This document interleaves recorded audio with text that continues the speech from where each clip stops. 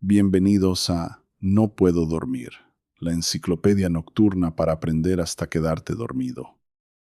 Cada noche exploramos un tema distinto, con una narración tranquila, pausada y sin prisas, para acompañarte mientras el sueño llega poco a poco.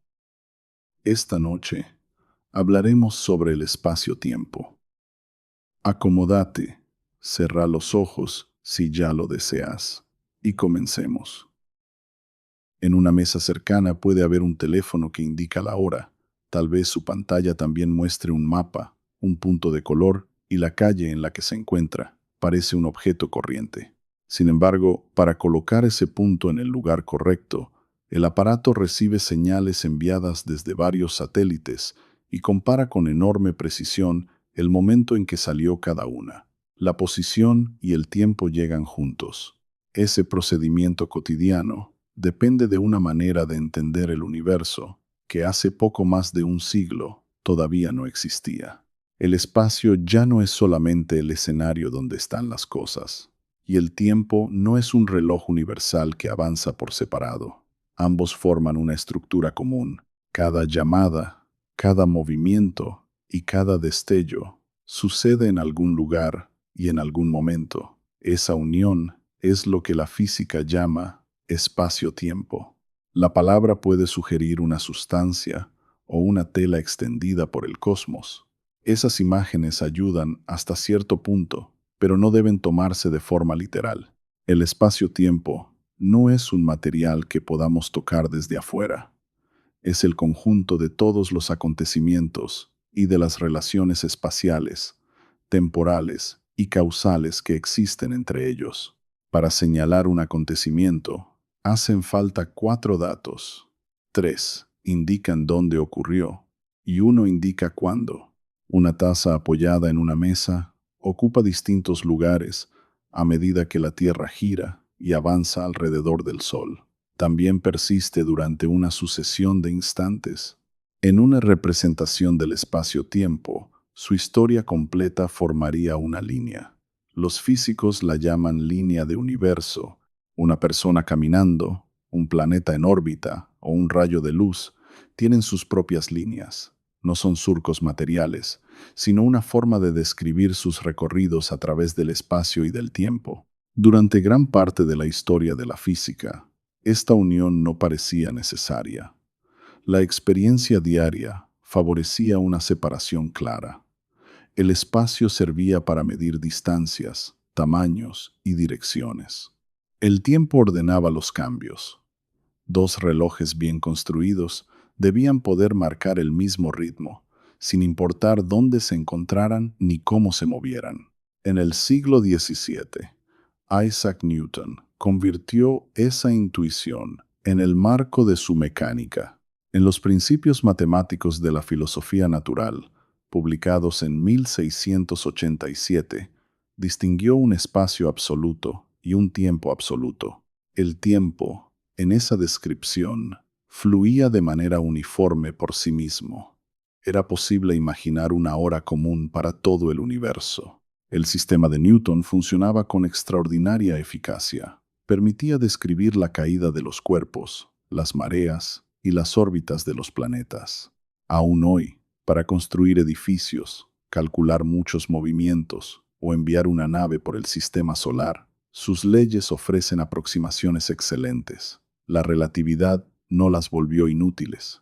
Mostró que pertenecen a un dominio donde las velocidades son pequeñas comparadas con la de la luz y la gravedad no es extrema. La dificultad apareció en el siglo XIX, cuando la electricidad, el magnetismo y la luz quedaron reunidos en las ecuaciones de James Clerk Maxwell.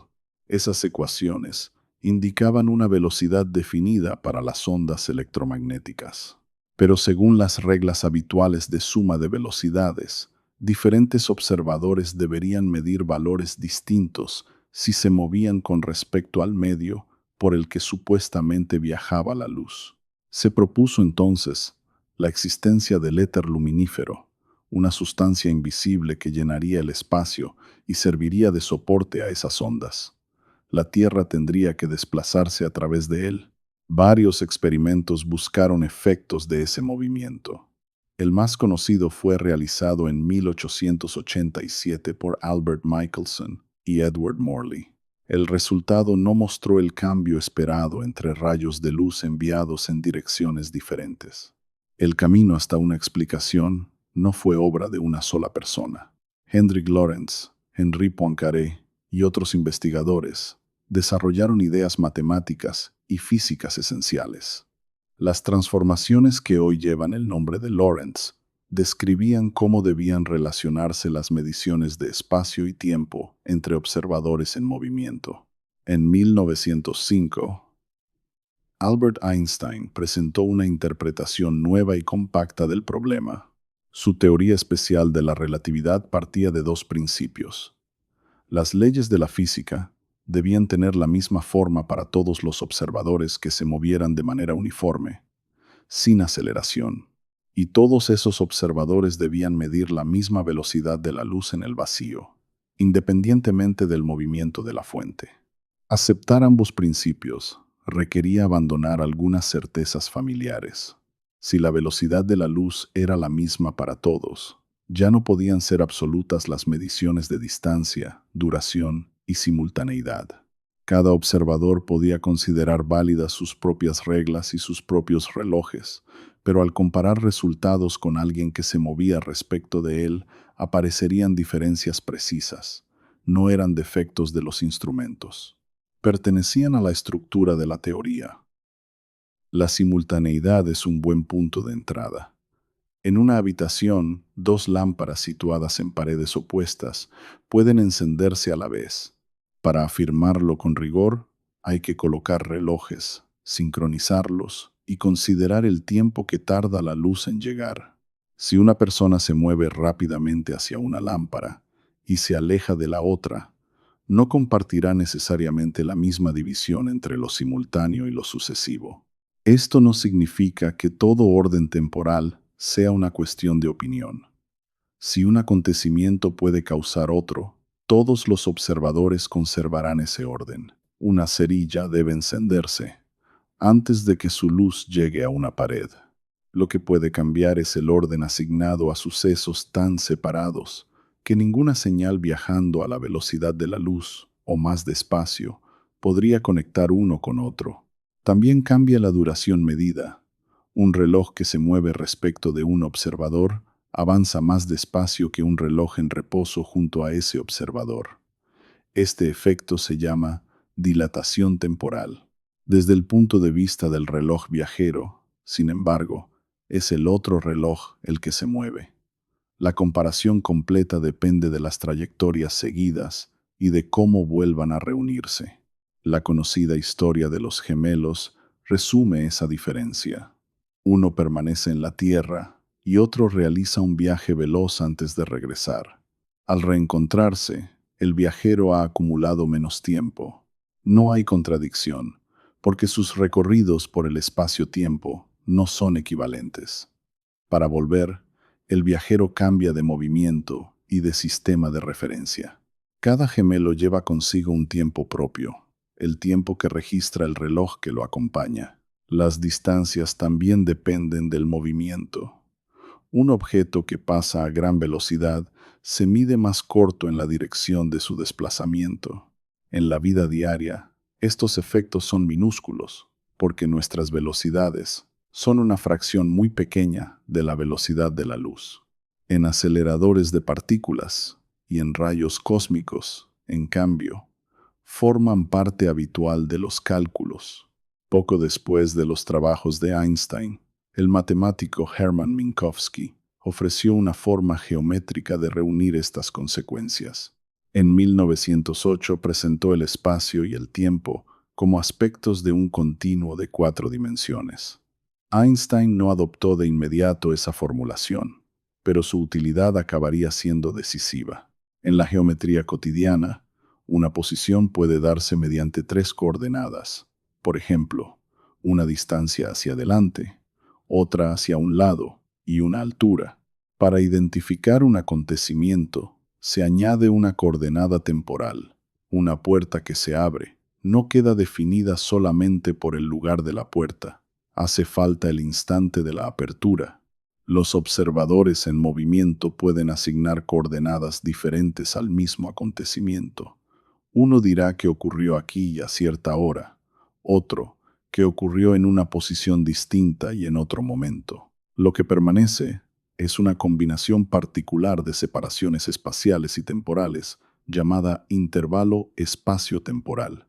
Esa cantidad compartida cumple un papel parecido al de la distancia, que permanece igual cuando giramos un mapa, aunque la geometría relativista no es idéntica a la geometría ordinaria. La diferencia es importante. En el espacio, podemos girar hacia cualquier dirección. En el espacio-tiempo, la dimensión temporal participa con un signo distinto en el cálculo del intervalo. Esa estructura permite separar acontecimientos que pueden conectarse causalmente de aquellos que no pueden hacerlo. Una manera de representarlo es el cono de luz. Imaginemos un destello emitido en todas direcciones desde un solo punto. A medida que pasa el tiempo, la luz forma una esfera cada vez mayor. Si dibujamos una dimensión espacial en horizontal y el tiempo en vertical, la historia de esa esfera se parece a un cono que se abre hacia el futuro. Otro cono se abre hacia el pasado y reúne los destellos que podrían haber llegado al acontecimiento inicial. Dentro del cono futuro están los lugares y momentos que una señal más lenta que la luz podría alcanzar. Dentro del cono pasado están los acontecimientos capaces de influir en el presente. Fuera de ambos, quedan sucesos demasiado alejados para mantener una conexión causal. Llegar de uno a otro exigiría superar la velocidad de la luz. El cono no es una barrera material, es un mapa de posibilidades. Organiza qué puede afectar a qué y conserva esa organización para todos los observadores. Por eso la relatividad no equivale a decir que todo es relativo. Las coordenadas cambian, pero las leyes, los intervalos y la estructura causal proporcionan elementos comunes. Esta descripción de Minkowski corresponde al espacio-tiempo plano de la relatividad especial, adecuado cuando puede ignorarse la gravedad. Faltaba incorporar la fuerza que, en la física de Newton, actuaba entre las masas. Para Einstein, ese problema ocupó aproximadamente una década. Una pista surgió de una experiencia muy corriente. La caída. Dentro de una cabina cerrada, una persona que siente que sus pies presionan el suelo podría estar quieta sobre la tierra o dentro de un cohete que acelera en una región sin gravedad. Si, en cambio, la cabina cae libremente, los objetos flotan a su lado. Durante un tiempo breve y en una región suficientemente reducida, la sensación es la misma que lejos de cualquier fuente gravitatoria. Esta relación entre aceleración y gravedad se expresa mediante el principio de equivalencia. Su forma precisa afirma que, en una región muy pequeña alrededor de un observador en caída libre, las leyes de la física son aproximadamente las de la relatividad especial sin gravedad. La limitación del tamaño importa. En una cabina grande, objetos separados pueden caer en direcciones ligeramente diferentes hacia el centro de la Tierra. Esas diferencias, llamadas efectos de marea, no desaparecen al elegir un sistema en caída libre. La estación espacial ofrece una imagen familiar. Sus ocupantes no flotan porque estén fuera de la gravedad terrestre. La gravedad a esa altura sigue siendo considerable. Flotan porque la estación y todo lo que contiene caen juntos, mientras avanzan lo bastante deprisa como para rodear la Tierra. Están en órbita, una forma continua de caída libre. Einstein comprendió que la gravedad no debía añadirse simplemente a la relatividad especial como una fuerza ordinaria. La geometría misma tenía que participar. Con ayuda de herramientas matemáticas desarrolladas durante el siglo XIX y con la colaboración importante de Marcel Grossman, fue construyendo una teoría donde el espacio-tiempo podía curvarse. En noviembre de 1915, presentó la forma definitiva de las ecuaciones de campo de la relatividad general. En términos amplios, Esas ecuaciones relacionan la geometría del espacio-tiempo con la materia y la energía que contiene. No solo la masa contribuye a la gravedad, también lo hacen la energía, la presión y el flujo de momento. La frase popular dice que la materia le indica al espacio-tiempo cómo curvarse y el espacio-tiempo le indica a la materia cómo moverse. Es una síntesis útil, siempre que se recuerde que no describe dos acciones separadas. La distribución de materia y energía y la geometría forman partes relacionadas de una misma solución física. La curvatura tampoco exige imaginar que nuestro universo se dobla dentro de un espacio exterior. Una superficie puede tener geometría propia. Los habitantes de una esfera podrían descubrir su curvatura midiendo triángulos o siguiendo líneas que al principio parecen paralelas. De manera semejante, la curvatura del espacio-tiempo se reconoce mediante mediciones hechas desde adentro. La analogía de una sábana elástica hundida por una bola suele aparecer en explicaciones de la gravedad. Sirve para mostrar que las trayectorias dependen de la geometría, pero tiene límites. La sábana necesita la gravedad terrestre para hundirse. Representa solo dos dimensiones espaciales y deja casi siempre fuera al tiempo. La relatividad general no afirma que los planetas rueden por una tela. Describe sus historias completas como trayectorias en 4 dimensiones. Un cuerpo sobre el que no actúa ninguna fuerza aparte de la gravedad sigue el camino más recto posible en un espacio-tiempo curvo. Ese camino se llama geodésica. En una superficie esférica, las rutas más rectas son segmentos de círculos máximos. En el espacio-tiempo, una geodésica puede corresponder a una piedra que cae, a un satélite en órbita o a la Tierra girando alrededor del Sol. Desde este punto de vista, una persona de pie en el suelo no sigue libremente su geodésica. El piso ejerce una fuerza hacia arriba y evita que caiga. Lo que sentimos como peso es, en buena medida, esa resistencia. Una persona en caída libre no siente su propio peso, aunque su trayectoria esté determinada por la geometría gravitatoria. Las mareas muestran la parte de la gravedad que no se puede eliminar localmente durante una región extensa. Dos objetos que caen lado a lado hacia la Tierra convergen un poco porque ambos se dirigen hacia el centro. Dos objetos separados en vertical sienten intensidades algo distintas. Ese cambio relativo entre trayectorias cercanas revela la curvatura. La presencia de gravedad modifica también el paso del tiempo. Un reloj situado más cerca de una masa, donde el potencial gravitatorio es menor, avanza más despacio que otro colocado más lejos. No se trata de que el mecanismo del reloj funcione mal. Cualquier proceso regular utilizado como reloj muestra el mismo efecto cuando se realiza una comparación adecuada. La luz pierde o gana frecuencia al desplazarse entre regiones con diferente gravedad. Este corrimiento gravitatorio está relacionado con la diferencia entre los ritmos de los relojes. Además, la luz sigue las rutas permitidas por la geometría curva, de modo que puede desviarse al pasar cerca de una masa.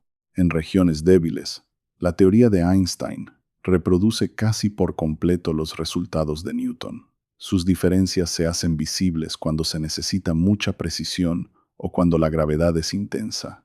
Una de las primeras pruebas fue la órbita de Mercurio. El punto de máxima cercanía del planeta al Sol avanza lentamente. La influencia de los demás planetas explicaba casi todo ese movimiento, pero quedaba una pequeña porción que la relatividad general pudo calcular. Otra prueba llegó con el eclipse solar del 29 de mayo de 1919. Dos expediciones observaron estrellas cuya luz pasaba cerca del Sol. Una trabajó en la isla de Príncipe, frente a la costa occidental de África, y otra en Sobral, Brasil. Durante la totalidad, fue posible fotografiar las estrellas y comparar sus posiciones aparentes con placas de referencia. Los resultados fueron anunciados por Frank Dyson, Arthur Eddington y Andrew Crommelin en noviembre de ese año. Concordaban con la desviación predicha por la relatividad general y dieron fama mundial a Einstein.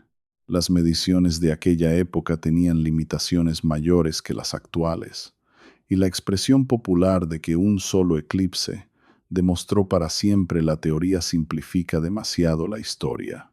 La desviación de la luz se ha comprobado después con técnicas mucho más precisas. La relatividad general no quedó establecida por una prueba aislada. El corrimiento gravitatorio, los movimientos orbitales, las señales de radar que pasan cerca del Sol, los púlsares binarios y los giroscopios en el espacio han examinado distintos aspectos de la teoría. Cada experimento pregunta algo ligeramente diferente sobre el comportamiento del espacio-tiempo. Los relojes ofrecen algunas de las comprobaciones más directas. Un reloj atómico utiliza una frecuencia propia de los átomos como referencia. Al comparar instrumentos de enorme precisión situados a diferentes alturas, se observa que el reloj más alto avanza un poco más deprisa, porque se encuentra en una región donde la gravedad terrestre es ligeramente más débil. En 2010, investigadores del Instituto Nacional de Estándares y Tecnología de Estados Unidos compararon relojes ópticos separados por una diferencia de altura de unos 33 centímetros. Pudieron detectar la diferencia relativista. Experimentos posteriores con relojes de estroncio observaron el cambio a escalas de alrededor de 1 milímetro. La curvatura asociada a la Tierra no pertenece solamente a los confines del cosmos. Está presente entre una mesa y el suelo, aunque su efecto sea extremadamente pequeño. El sistema de posicionamiento global convierte estas ideas en una tecnología diaria. Cada satélite lleva relojes atómicos y transmite su hora y su posición. Un receptor necesita señales de al menos 4 satélites para resolver sus 3 coordenadas espaciales y corregir la diferencia de su propio reloj. Los satélites se mueven rápidamente y por la relatividad especial, sus relojes tienden a retrasarse respecto de los relojes terrestres. Al mismo tiempo están más lejos de la Tierra, en una gravedad más débil, y la relatividad general hace que tiendan a adelantarse. El segundo efecto es mayor. Para los satélites del GPS, el balance es de aproximadamente 38 millonésimas de segundo por día de adelanto. Una diferencia de 38 millonésimas de segundo parece insignificante, pero la luz recorre varios kilómetros en ese intervalo. Sin correcciones relativistas, los errores de posición crecerían rápidamente. Los ingenieros incorporan esos efectos al sistema desde su diseño. El punto que aparece en el mapa del teléfono es, por tanto, una aplicación discreta de la geometría del espacio-tiempo. Los relojes precisos también están empezando a utilizarse como sensores de altura y de gravedad. Como su ritmo depende del potencial gravitatorio, una red de relojes puede ayudar a medir diferencias de nivel y cambios en la forma de la Tierra. Esta técnica recibe el nombre de geodesia relativista. Une la medición del tiempo con el estudio del planeta de una manera que la física clásica no habría anticipado. La geometría puede cambiar y transportar información. La relatividad general predice ondas gravitacionales, alteraciones que se propagan por el espacio-tiempo a la velocidad de la luz. Se producen cuando distribuciones de masa se aceleran de manera no perfectamente simétrica. En la práctica, las ondas que podemos detectar llegan de sistemas cósmicos muy compactos y energéticos. Einstein estudió estas ondas en 1916. Durante décadas, su existencia se conoció, sobre todo, a través de las ecuaciones y de pruebas indirectas. En la década de 1970, el seguimiento de un sistema formado por un púlsar y otra estrella de neutrones mostró que la órbita perdía energía al ritmo esperado si emitía ondas gravitacionales. La observación directa exigía medir cambios mucho menores que un núcleo atómico. Los dos observatorios LIGO, en los estados de Luisiana y Washington, utilizan interferómetros con brazos de 4 kilómetros. Un láser se divide y recorre dos direcciones perpendiculares. Cuando una onda pasa, altera de manera diminuta las distancias relativas recorridas por la luz.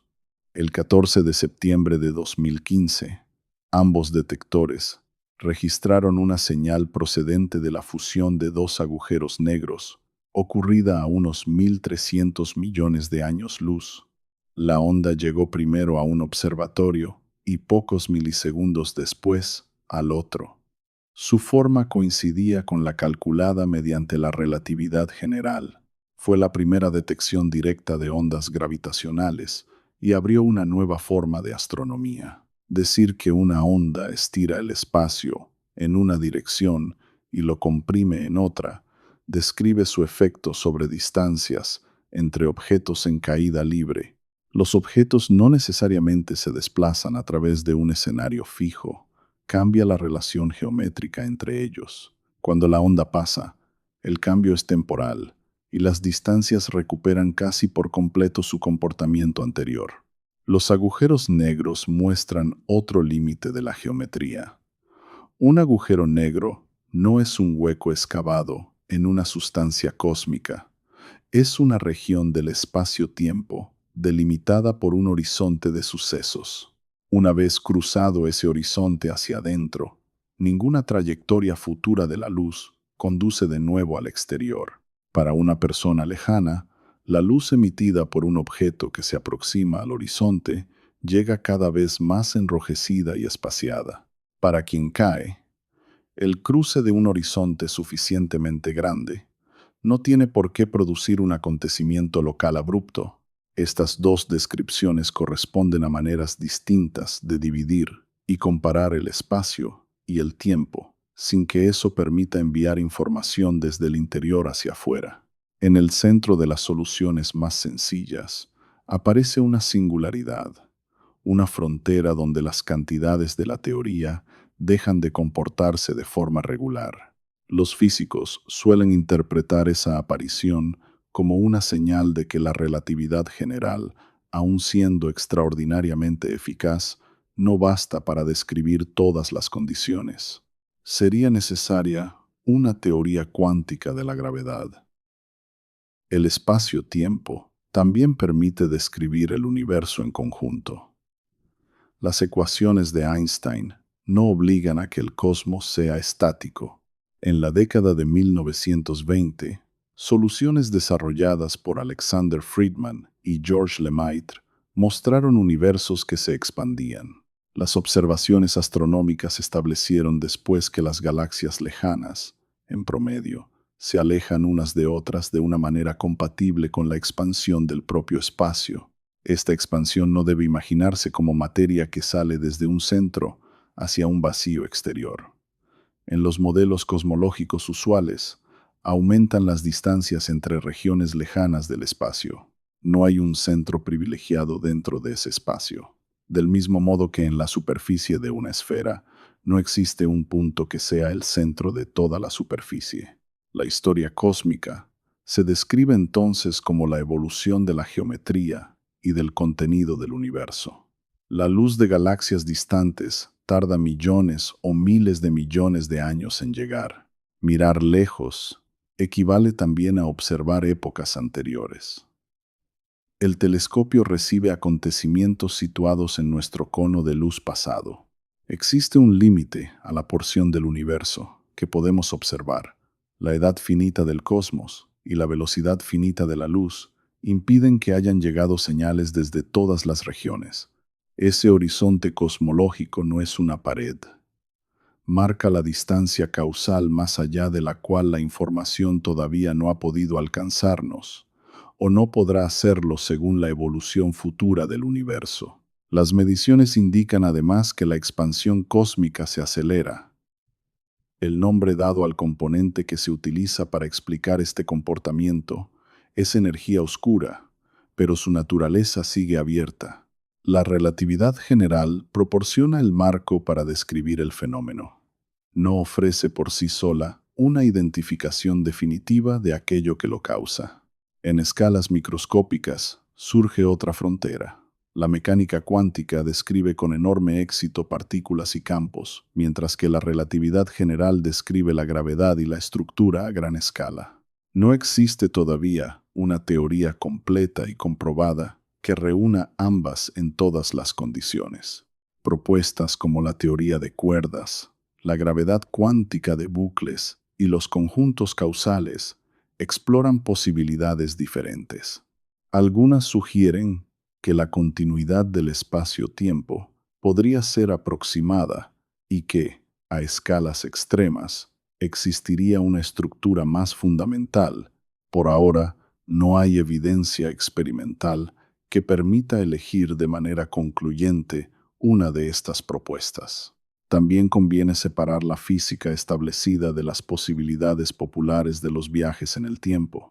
La relatividad permite que dos personas acumulen duraciones distintas si siguen trayectorias diferentes. Viajar muy rápido o permanecer cerca de una gravedad intensa puede llevar a un futuro en el que otros hayan envejecido más. Este efecto es una consecuencia real de la dilatación temporal, aunque alcanzar diferencias grandes exige condiciones muy alejadas de la vida cotidiana. El viaje hacia el pasado es otro asunto. Algunas soluciones matemáticas de las ecuaciones contienen curvas temporales cerradas, y los agujeros de gusano aparecen en ciertos modelos teóricos. Pero no se sabe si esas configuraciones pueden existir y mantenerse de manera física. No constituyen una tecnología disponible, ni una predicción confirmada de que sea posible regresar al propio pasado. La expresión cuarta dimensión también ha acumulado significados culturales que no siempre coinciden con el uso científico. En la relatividad, el tiempo es una coordenada necesaria para localizar acontecimientos, pero no funciona exactamente como una dirección espacial adicional. No podemos girar libremente hacia el ayer como giramos hacia la izquierda. La estructura causal y el signo temporal del intervalo distinguen al tiempo. El espacio-tiempo tampoco debe imaginarse como un bloque que vemos desde afuera. Las representaciones de 4 dimensiones son herramientas matemáticas. Permiten comparar relojes, calcular órbitas y predecir la llegada de señales. Nuestra experiencia sigue ocurriendo a lo largo de una trayectoria, con un tiempo propio, registrado por los procesos físicos que nos acompañan. En una habitación, casi todo puede describirse con la física de Newton. Un libro permanece sobre la mesa, el aire se mueve, un reloj marca segundos que parecen idénticos. La relatividad no altera la utilidad de esa descripción. Añade una precisión más amplia. El libro, la mesa, el reloj y la habitación siguen líneas en el espacio-tiempo, mientras la Tierra rota, orbita el Sol y se desplaza con la galaxia. Los relojes de la habitación no llevan exactamente el mismo ritmo que un reloj en una montaña o en un satélite. La diferencia es demasiado pequeña para percibirla sin instrumentos especiales, pero no es cero. Una señal de radio que llega al teléfono ha recorrido una trayectoria limitada por la velocidad de la luz. El mapa en la pantalla reúne posiciones y tiempos corregidos según las teorías de Einstein. Cada cosa cercana participa así de la misma estructura que organiza la luz de galaxias lejanas y las órbitas de agujeros negros. No porque la vida diaria sea extraña, sino porque las leyes que actúan en los extremos continúan presentes cuando sus efectos son leves. La idea central puede quedar en una escena muy simple. Un reloj marca un instante en un lugar determinado, un momento después marca otro, y el objeto ha avanzado con la Tierra a una distancia que no advertimos. Entre ambos acontecimientos existe una separación espacial, una duración y una posible relación de causa y efecto. El espacio-tiempo es el marco geométrico que conserva juntas esas relaciones. Puede ser casi plano en una región pequeña, curvarse alrededor de la materia, expandirse con el universo y transportar ondas producidas a enormes distancias. Nuestros relojes miden recorridos dentro de él, y la luz delimita qué partes pueden comunicarse. En la mesa, el teléfono apaga su pantalla. El punto del mapa desaparece, aunque los satélites continúan enviando sus señales y sus relojes siguen avanzando con el ajuste que corresponde a su altura y a su velocidad. La habitación conserva su escala familiar. Afuera, la Tierra continúa en caída libre alrededor del Sol. Gracias por acompañarme esta noche.